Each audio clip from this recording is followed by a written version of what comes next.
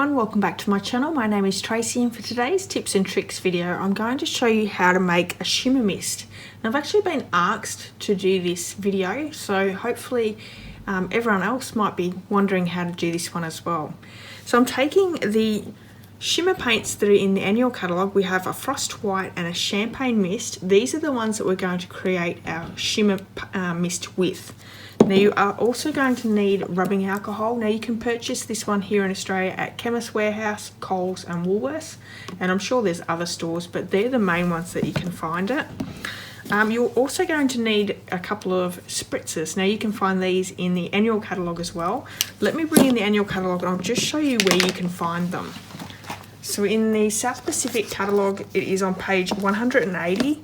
The champagne and the frost white shimmer paints are just here, and the stamp and spritzers are just above it. Now the stamp and spritzers are $5 for 2 spritzers, so these themselves are worth $5. So a really great saving and a really great tool to have a few in your stash. So all the paint is just mixed with alcohol. So I'm going to bring in just a mat to try and save my work surface a little bit. I have already written on my bottle so I know exactly what it is. This one's going to be the champagne mist. So I'm just going to open it up. I'm going to give the shimmer paint a really good shake.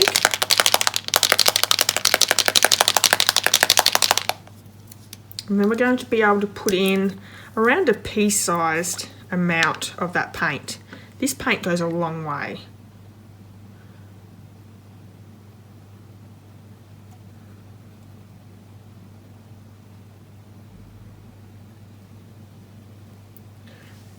So that's enough. I don't know how well that's going to show. It's a little hard, but it's around the size of a pea. Always make sure I put my lids on straight away. I would not want to have to drop that and spill that everywhere. So we're going to take the rubbing alcohol and we're just going to fill it up. Now we're not filling it up the whole way because once we pop the lid back on, if you've put too much in it, it's going to spill out everywhere.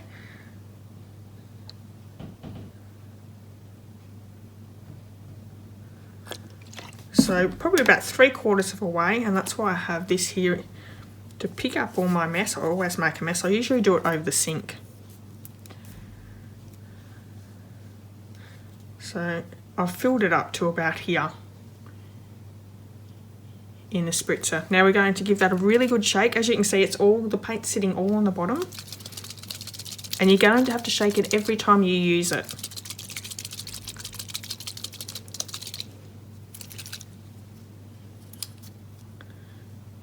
I didn't wait for the Sharpie to dry. So there we have the shimmer mist. I'll show you when I use that in just a second. I have the frost white one here as well, and I've actually used this before. I have a tiny little bit left in the bottom, but I'm going to shake up my frost white.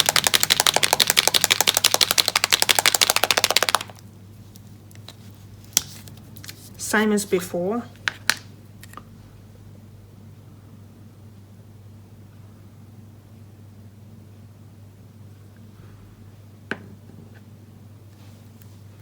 And both of these are so pretty.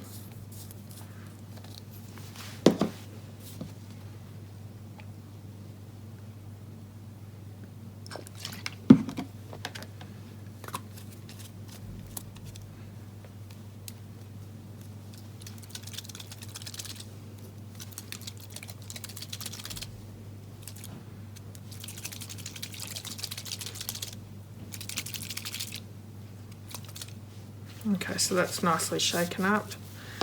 Let me just clean off my work surface here.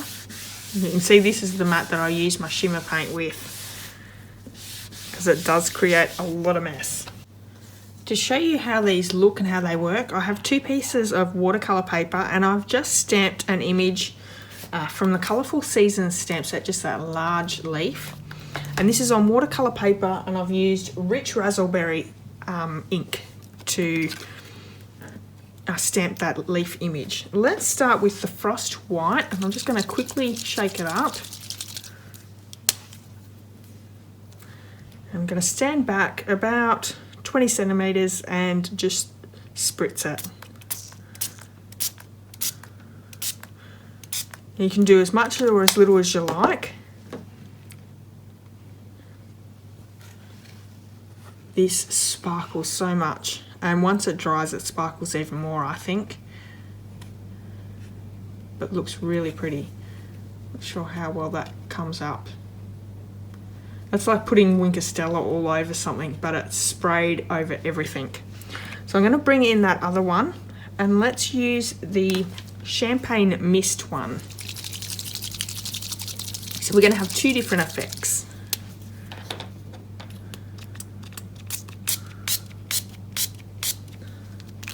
This has a definite champagne-y colour to the background. Still extremely sparkly though. Pretty sure that sparkle's coming up. So that's the two effects. Both work really well. The Frost White is more, leaves everything more white, whereas the champagne leaves that champagne colour in the background as well, just gives that extra colouring.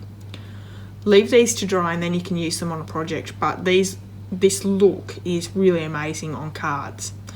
I hope this trick has helped you in some way. Like I said, this was asked by someone to show them how to do it. So I hope it's helped you as well. If it has, please give me a thumbs up and I'd love it if you left me a comment. Don't forget to hit subscribe on my YouTube channel. I'm working myself towards a goal by the end of the year to have 1,000 subscribers.